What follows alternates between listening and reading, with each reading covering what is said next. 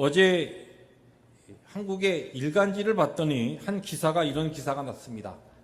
고향 안 가는 청춘 한가위 한숨이라 그런 제목이 나왔어요.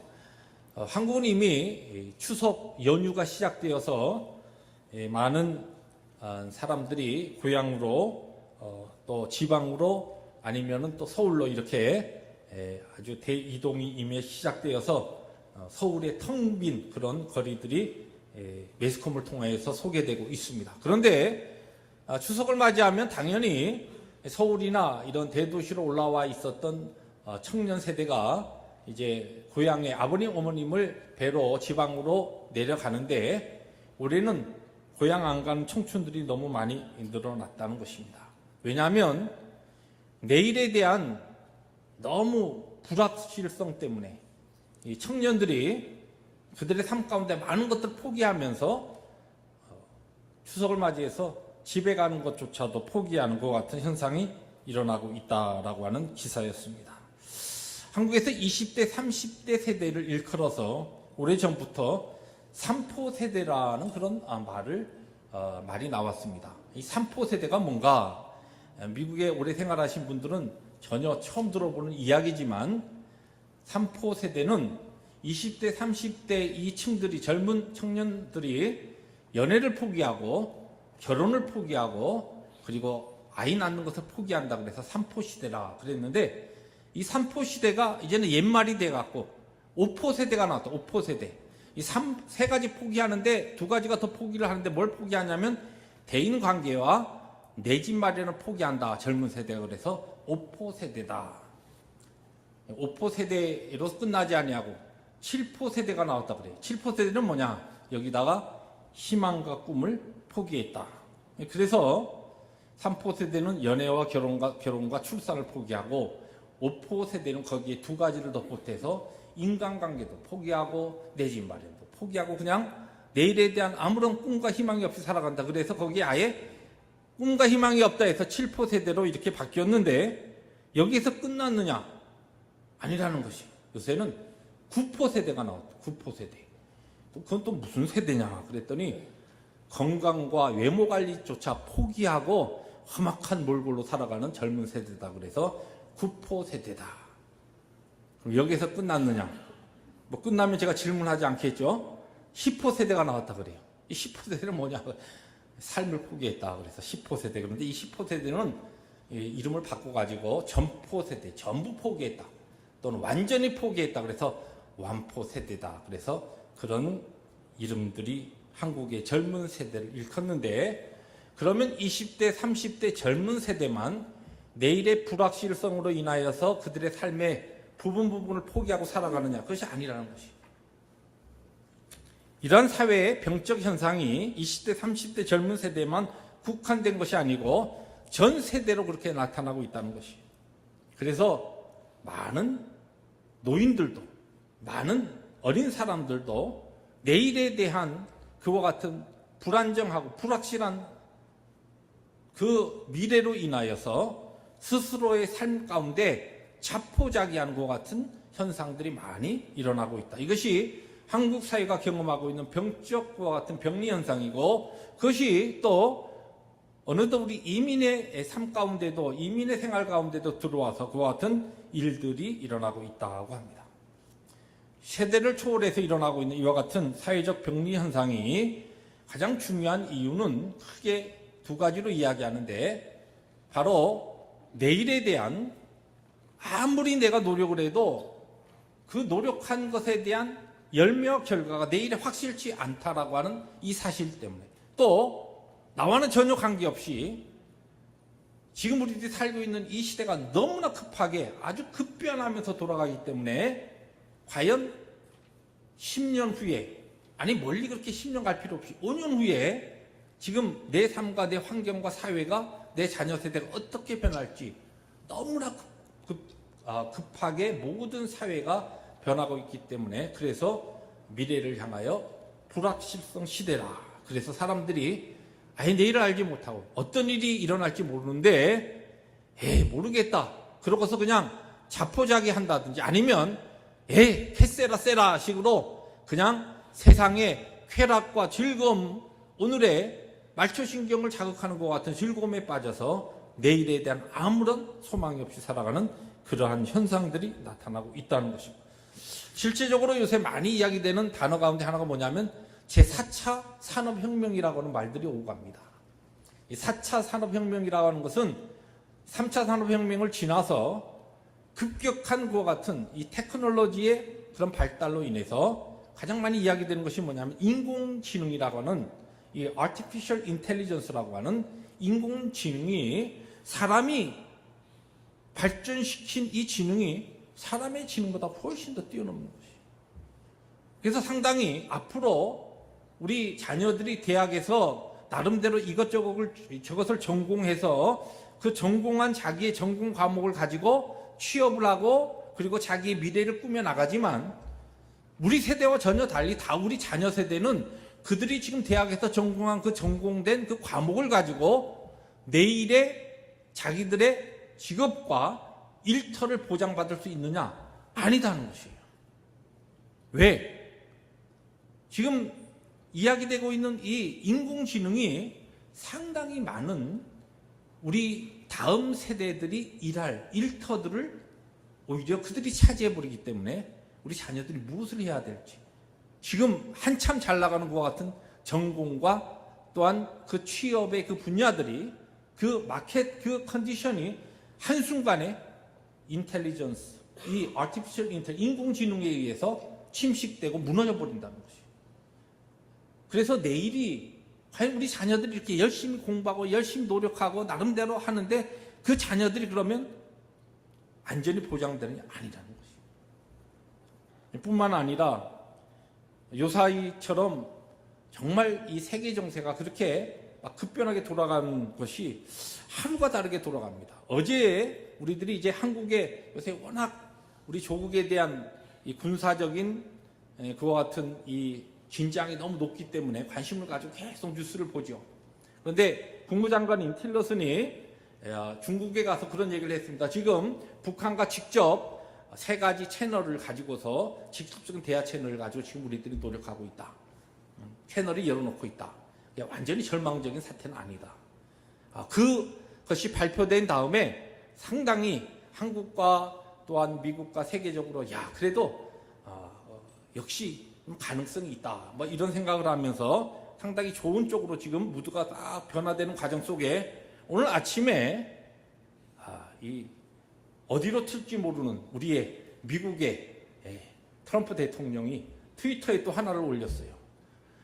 이 참 마음 좋은 우리 이 훌륭한 국무장관 렉스 틸러슨이 내가 그렇게 얘기했는데 그 어린 로켓맨하고 로켓맨이라고 그러잖아요. 김정은을. 그것도 이제 어린 로켓맨이라 그렇게 이야기하는데 리들 로켓맨하고 괜히 그 이야기하면서 그 협상하면서 시간 낭비하지 말라고 했는데 자꾸만 그렇게 시간 낭비를 하고 있다. 그 아무 쓸데없는 일이다. 이런 것을 트위터에 올렸어요. 또 그 하나의 대통령의 그 언급이 전체의 지금 한국과 세계 정세의 분위기를 완전히 또 다른 방향으로 그렇게 몰아가기도 합니다. 언제 어떻게 내일이 그리고 한 달 후가 1년 후가 우리와 우리의 자녀 세대와 미국과 한국과 우리들의 조국과 세계의 정세가 어떻게 변할지 정말 알 수 없는 그런 불확실성 시대를 우리들이 살아가고 있다는 것입니다. 어제 한 신문에 사설에 보니까 주필이 되신 분이 이런 글을 썼어요. 추석을 앞두고서 내년 보름달도 올해처럼 둥글 것이다. 그러나 그 보름달 아래 나라 처지와 보름달을 올려다보는 국민 마음이 올해와 같을 수 있을까? 내일에 대해서 너무 불확실하니까 염려와 근심으로 써놓은 글이었습니다. 그래서 사람들이 내일에 대한 불확실성 때문에 어떻게 살아야 될지 안절부절하면서 염려하고 근심하고 스트레스 받고 그러다 보니까 우울증에도 걸리고 위궤양에도 걸리고 이런 육신적인 질병도 많이 나타나고 있는 것입니다. 그렇다고 한다면 지금 한국에 3포 세대부터 시작해서 완포 세대 또는 전포 세대라 일컫는 그와 같은 현상들이 전반에 한국 우리의 조국의 우리 국민들에게 나타나고 있고, 이것이 실제적으로 기회의 땅 미국에 와서 살아가고 있는 많은 한인들에게도 한국 정세와 세계 정세와 맞물려서 이와 같은 병리적인 현상이 삶의 부분에서 나타나고 있는데, 그러면 우리 믿음의 사람, 우리 신앙이 있는 하나님의 백성들은 이러한 때에 어떠한 믿음의 삶을 살아야 될 것인가? 오늘 그래서 선택된 바로 성경이 전도서 11장 1절부터 8절입니다. 오늘 본문 말씀에 보면 중요한 두 가지 구절이 나옵니다. 2절에 보니까 같이 한번 우리 화면을 통해서 읽을까요? 시작. 무슨 재앙이 땅에 임하는지 내가 알지 못함이니라. 어떠한 힘들고 어려운 일들이 내일 우리에게 임할지 아무도 알 수 없다는 것이에요. 그런가 하면은 또 6절에 내일에 대해서 알지 못하는 것을 이렇게 표현합니다. 함께 읽습니다. 이것이 잘 될는지 저것이 잘 될는지 혹 둘이 다 잘 될는지 알지 못합니다. 이 무슨 얘기냐면 아침으로 저녁으로 내가 씨를 뿌리고 열심히 내가 노력한 그 열매에 대해서 무엇이 열매적으로 좋은 것으로 나타날지, 내가 수고하고 일한 것에 대한 그 보장이 어떻게 될지 모른다는 것이. 첫 번째 미래에 대한 불확실성은 무엇이냐면은 나와 전혀 관계없는 세계 정세입니다. 두 번째로는 내가 나름대로 열심히 노력하고 오늘 땀 흘리는 그 일에 대한 열매가 내일 어떠한 결과로 올지 모른다는 것이. 이것이 바로 불확실성 시대를 살아가는 전도자의 그 시대였으며, 오늘 우리가 살고 있는 이 시대이고, 오늘 우리들이 직면하고 있는, 우리들이 고민하고 겪고 염려하고 있는 오늘의 바로 모습이라는 것입니다. 그러면 전도자는 이렇게 불확실한 내일에 대한 환경 가운데서 우리는 어떻게 믿음으로 살아야 될 것인가, 세 가지로 오늘 성경에서 우리에게 가르쳐주고 있습니다. 첫 번째, 이러한 때에 먼저 오늘 본문이 우리에게 이야기하는 것은 뭐냐면 나누고 베풀라는 것이에요. 하나님을 알지 못하니, 믿음이 없는 사람들은 내일이 불확실하면은 어떻게 합니까? 한국의 그 특징이 상황이 어려우니까 지금 경제적으로도 어려워지면 사람들마다 지갑을 닫는다. 안 쓴다는 것이죠. 안 베푼다는 겁니다. 사용하지 않는다는 겁니다. 내일이 어찌 될지 모르니까 꽁꽁 쥔다는 것이에요. 그러나 오늘 성경은 우리에게 내일에 대해서 불확실하고 내일에 어떤 일이 일어날지 알지 못하는 이와 같은 환경 가운데 살아가는 하나님의 백성들은, 하나님 모르는 사람들은 지갑을 닫고 내일을 위해서 염려하고 걱정하면서 자포자기하면서 자기만을 위해서 살아가지만, 오히려 믿는 자들은 나누고 베풀라는 것이죠. 그것이 1절부터 2절 말씀입니다. 함께 우리 본문 말씀 읽습니다. 시작. 너는 너의 떡을 물 위에 던져라. 여러 날 후에 도로 찾으리라. 7에게나 여러 에게 나눠 줄지어다.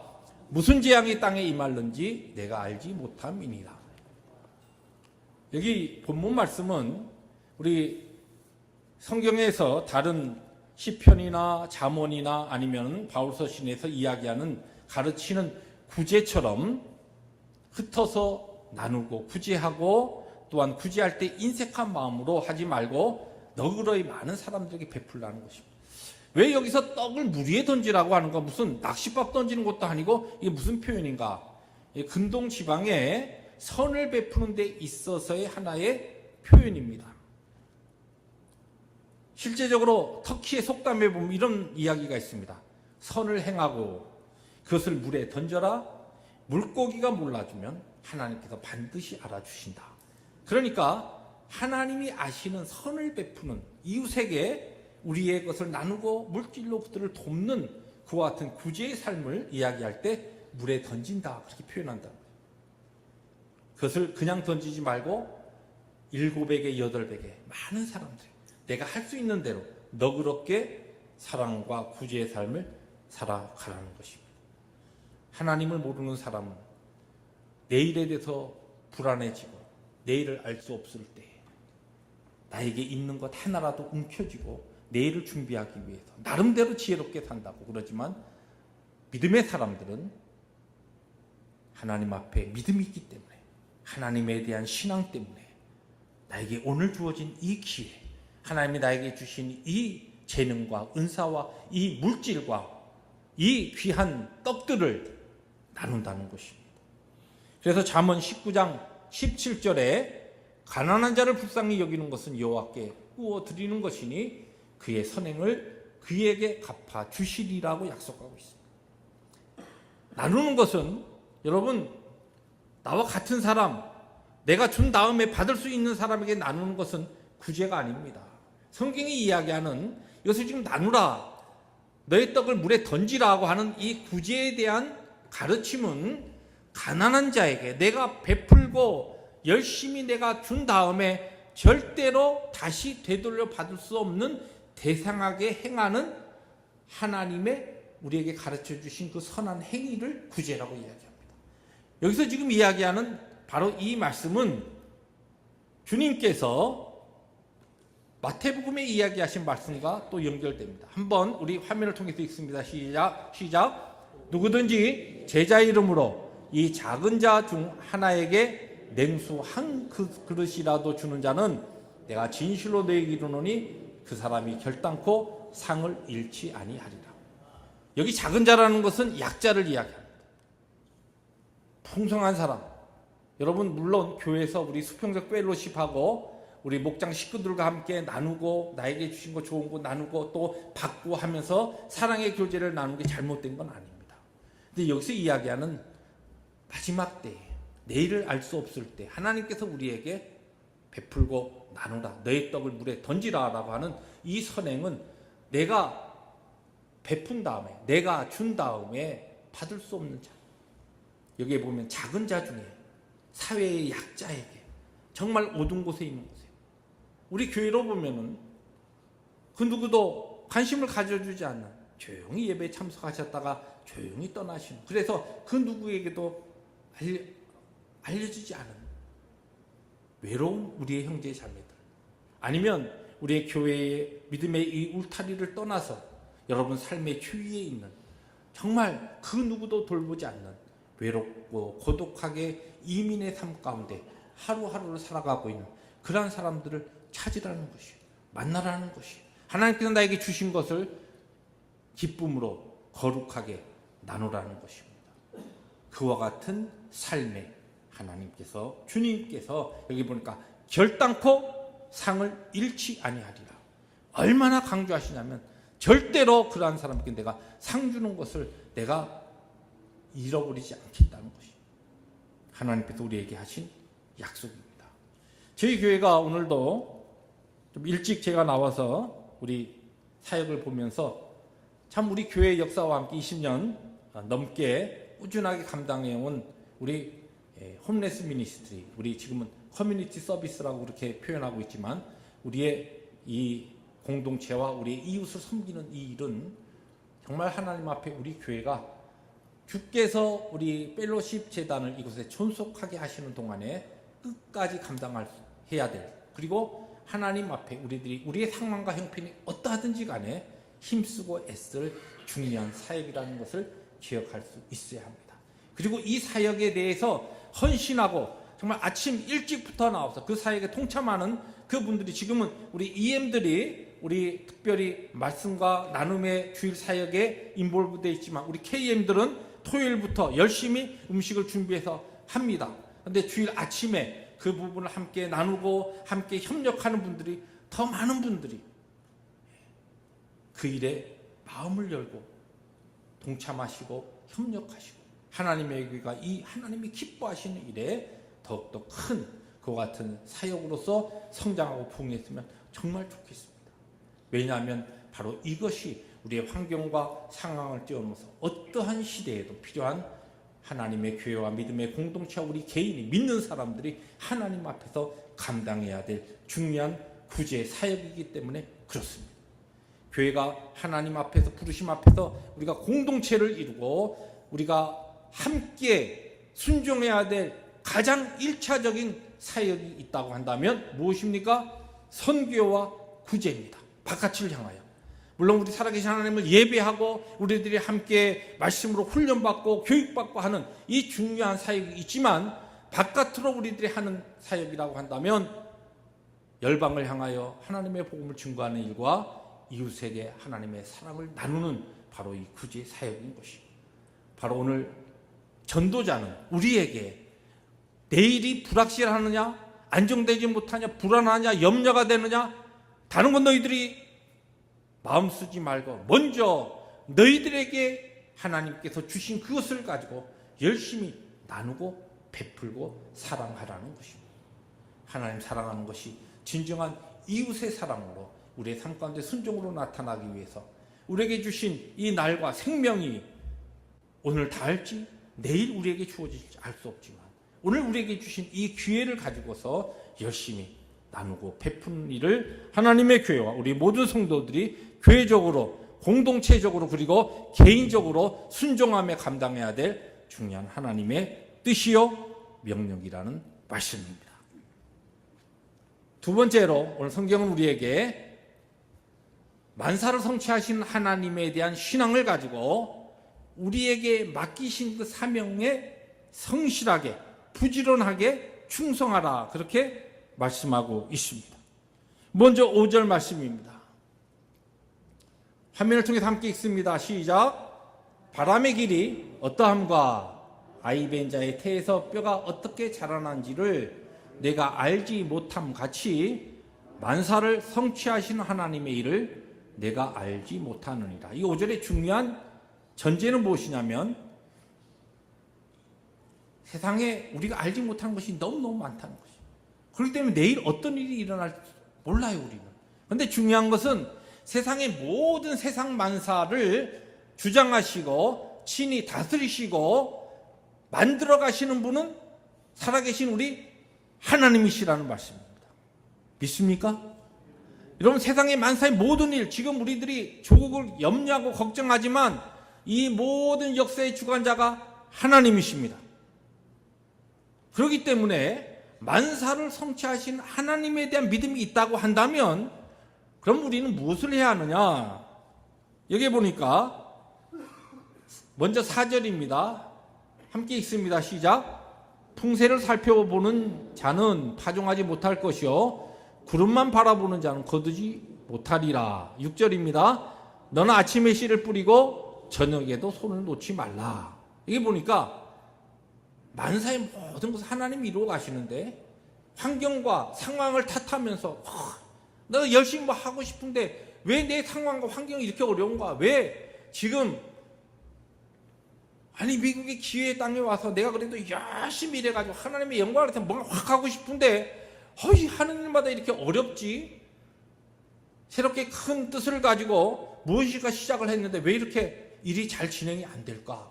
그러면서 환경을 보면서 그 환경 때문에 힘들고 어려운 것 때문에 아니 지금 미국 경제는 살아난다고 하는데 왜 우리들이 하고 있는 이 일은 이 일만큼은 이렇게 점점 더 어려워지는가? 한인들의 많은 우리 자영업을 하는 우리 한인들이 요새 많이 하고 있는 얘기입니다. 목사님, 미국 경제가 뭐 살아났다고 하는데 그것은요 위에 그 사람들 얘기고요. 1년 전보다 2년 전보다 1년 전에 반도 지금 못하고 있습니다. 매상 그거밖에 안 돼요. 그런 이야기를 많이 듣습니다. 우리의 실제적인 삶과 사업과 일터의 환경이 어려워집니다.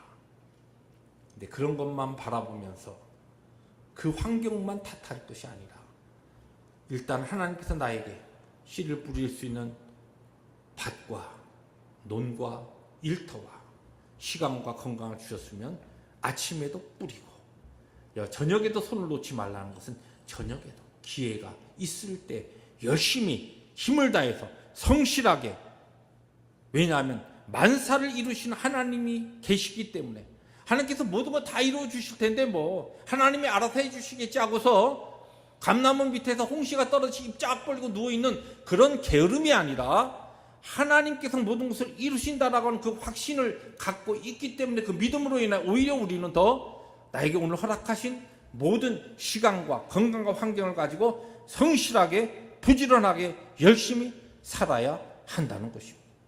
그것이 바로 충성된 청지기의 모습이요, 하나님 앞에서 오늘 부름을 받아서 사명을 감당하는 바른 믿음의 사람의 모습이라는 것입니다.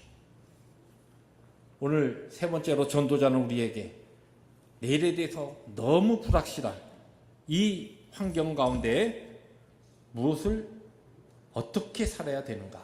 여기 보니까 아름다운 것을 누리고 즐거워하라. 이 7절부터 8절의 말씀입니다. 우리 화면을 통해서 천천히 읽습니다. 시작. 빛은 실로 아름다운 것이라 눈으로 해를 보는 것이 즐거운 일이로다. 사람이 여러 해를 살면 항상 즐거워할지로다. 여기 8절에 이 노란 글씨를 다른 성경 번역을 제가 좀 봤습니다. 비교해 봤어요. 그랬더니 현대인의 성경은 항상 인생을 즐겁게 살아라. 두 번째로 얼마를 살든지 하루하루를 즐겨라. 이 공동 번역이에요. 그리고 그 다음에 세 번역에는 오래 사는 사람은 그 모든 날을 즐겁게 살 수 있어야 한다. 그렇게 번역되어 있습니다. 이 번역을 보면서 여러분 마음속에 어떤 분은 맞아, 어차피 짧은 인생 내일 어떻게 되든지 즐겁게 살아야지. 그런데 딴 사람들은 보니까 막 여행도 다니고 막 크루즈도 타고 그러던데 나는 형편이 안 돼서 그것도 못하고 뭐야 이거. 당장 불평과 불만이 먼저 튀어나올 수 있습니다. 즐겁게 살아야 되겠는데 즐겁게 살 만한 형편과 지금 상황이 안 되는데요. 근데 여기 앞부분에 7절에 뭐라고 이야기하냐면 아름다운 것이, 우리가 즐거워할 것이, 우리가 기뻐할 것이 무엇인가라고 하는 것을 설명합니다. 빛은 실로 아름다운 것이라 눈으로 해를 보는 것이 즐거운 일이로다. 여러분 바깥에 오늘 아침에는 구름이 꽉 껴 있었는데 일부 예배 때 그래서 이 말씀 참 전하기가 좀 애매했는데 조금 지나고 나니까 구름이 싹 거치고 바깥에 지금 아주 따뜻한 햇살이 지금 가득 차 있습니다. 이 햇살, 빛을 바라볼 수 있는 것, 그게 아름다운 일이라는 것이 하나님께서 오늘 우리에게 주신 것, 우리가 즐길 수 있는 것, 기뻐할 수 있는 것, 너무 거창하게 생각할 필요가 없다는 것이, 우리가 눈을 떠서 빛을 바라볼 수 있는 그 자체가 우리에게는 아름다운 것이, 하나님이 오늘 우리에게 주신 은혜요, 선물이라는 것이, 그 기쁨과 그 귀한 것을 발견하라는 것이, 찾으라는 것이, 그리고 그것을 감사로 누리라는 것입니다.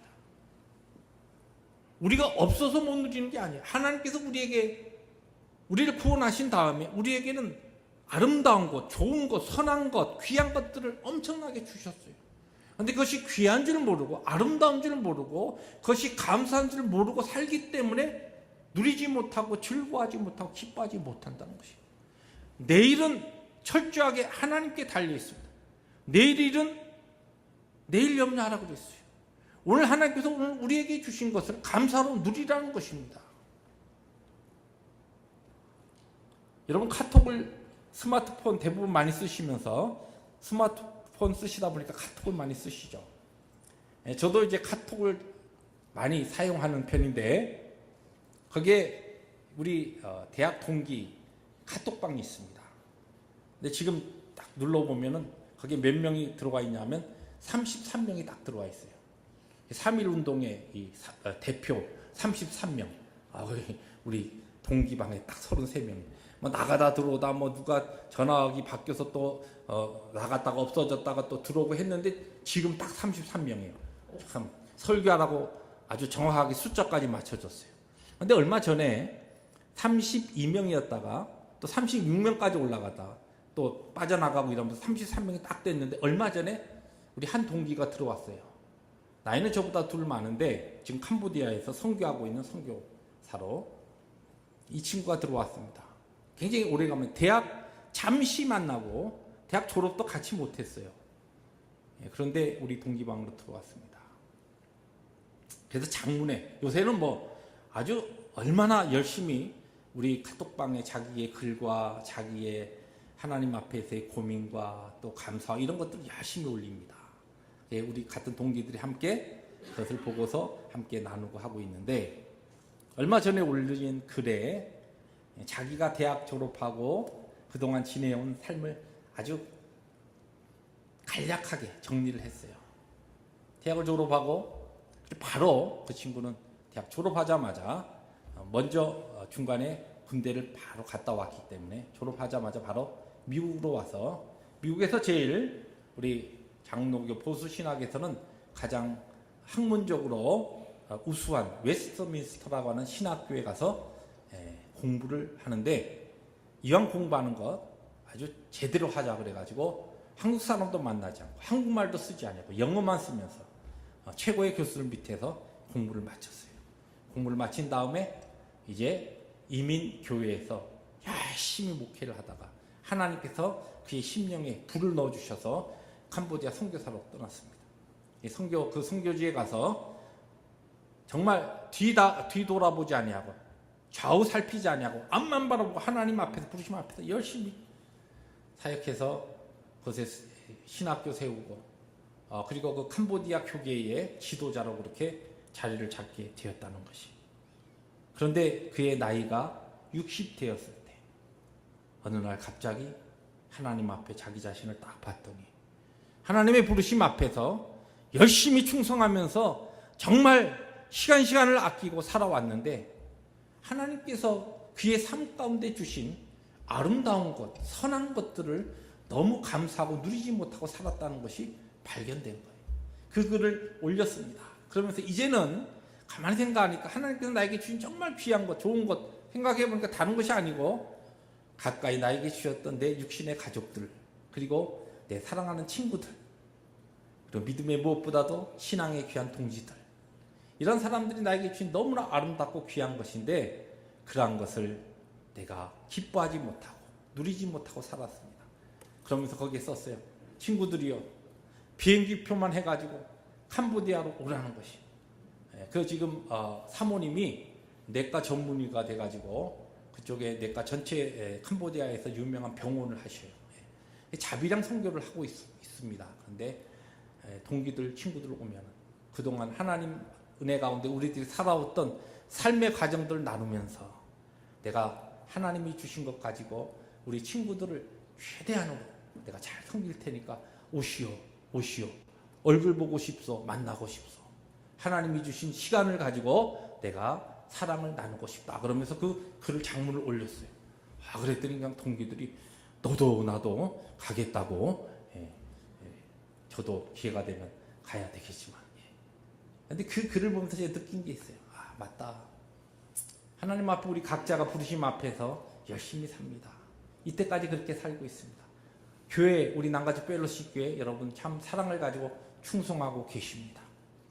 그런데 정말 중요한 건 하나님께서 오늘 나에게 주신 것, 귀한 우리의 믿음의 식구들, 여러분 가까이 있는 여러분의 자녀들, 형제들, 사랑하는 아내, 남편, 부모님들, 또 우리의 믿음의 식구들, 우리의 믿음의 자녀들, 여러분 옆에 계신 그 믿음의 형제 자매들, 하나님이 주신 너무나 소중하고 귀한 아름다운 선물들입니다.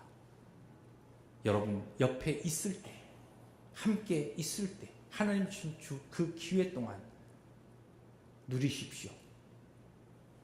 기뻐하십시오. 즐거워하십시오. 내일 어떤 일이 일어날지, 무슨 일이 일어날지 우리는 아무도 모릅니다. 하나님이 그 모든 것을 주관하고 계십니다. 그러나 중요한 것은 오늘 2017년 10월 1일 첫 주일날 오늘 우리에게 주신 이 믿음의 공동체, 여러분 주위에 앉아있는 그 귀한 사랑하는 사람들은 하나님께서 오늘 여러분에게 주신 놀라운 은혜의 선물이요, 아름다운 것이요, 선한 것이라는 말씀입니다. 감사로, 기쁨으로 누리실 때에 바로 그것이 믿음을 가진 자가 하나님의 경륜과 섭리 가운데 오늘을 사는 지혜요, 전도자가 우리에게 가르쳐주고 있는 헛된 인생 가운데 내일을 알지 못하는 그와 같은 헛된 인생, 내일이 무엇이 우리에게 닥칠지 그것은 다 뜻이 없다, 헛되다. 그러나 오늘 하나님께서 나에게 주신 것은 우리에게 귀한 것이요, 너무나 소중한 것이기 때문에 그 믿음 가지고 하나님 앞에서 감사로 누리라는 약속입니다. 사랑하는 성도 여러분, 우리 모두에게 분명한 것은 하나님께서 오늘 우리를 구속하시고 하나님의 백성 삼으셔서 이 복된 펠로십 공동체에 우리를 불러 모아 주셨습니다. 여러분 주위에 있는 여러분 곁에 계신 그분들은 하나님께서 각자 그분의 지혜로 걸작품으로 만드신 귀한 한 생명들이고 한 선물들입니다. 때에 따라 나와 생각이 좀 다르고 나와 살아온 삶의 경험도 다르고 살아온 방식도 다르지만 하나님께서 그들을 개개인적으로 그분의 정교하신 손길로 튜닝하시며 만들어 가시는 하나님의 귀한 백성들입니다. 오늘의 만남을, 오늘의 예배를, 오늘의 교제를 주님 안에서 기뻐하며 항상 감사의 삶을 살아갈 때 오늘 우리들이 살고 있는 불신의 세대는 3포 세대에서 5포, 7포, 9포 아니면 전포, 완포 세대라고 그렇게 이야기하면서 스스로의 삶을 포기하고 절망과 염려와 또한 근심으로 살아가고 있지만 우리는 하나님이 주신 믿음이 있기에 내일이 불확실하고 우리의 삶의 환경이 어둡다 할지라도 어둠의 환경 가운데서도 넉넉히 하나님의 빛된 영광을 노래할 수 있고 찬송할 수 있고 항상 기뻐하고 범사에 감사할 수 있는 바로 믿음의 존재가 우리들이라는 약속의 말씀입니다. 이 하나님의 놀라운 영광스러운 이 천국의 삶을 우리의 환경을 뛰어넘어서 마음껏 누리고 감사하시는 우리 펠로십교의 모든 성도들 되시기를 주의 이름으로 축복합니다. 기도하십니다.